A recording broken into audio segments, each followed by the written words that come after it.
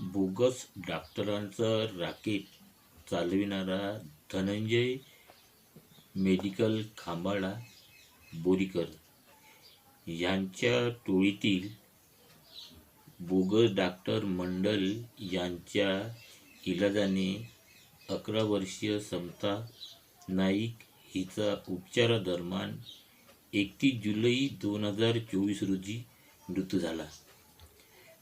30 August 2024ला वैद्यकीय अधिकारी बाळू मुंजनकर यांच्याकडे तक्रार केली. 23 सप्टेंबरला त्यांच्या भरारी पथकाने वरोरा बोगस डॉक्टरवर धाड टाकून चौकशी केली. 11 वर्षीय मृत मुलीची ह्या चौकशीत कोणताही उल्लेख नव्हता. 26 सप्टेंबरला तहसीलदार, परत वैद्यकीय अधिकारी व पोलीस स्टेशन वरोरा यांच्याकडे लिखित तक्रार केली आणि त्याच्यानंतर पोलीस स्टेशनमध्ये 12 ऑक्टोबरला माझा फक्त बयान घेतला गेला.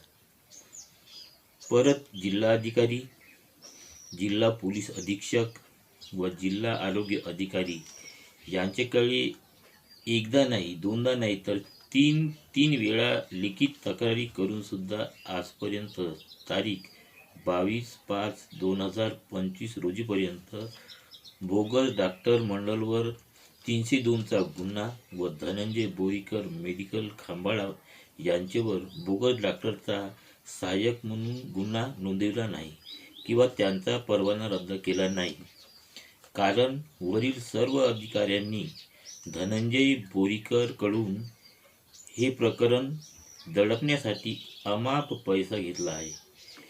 याची जनतेने नोंद घ्यावी.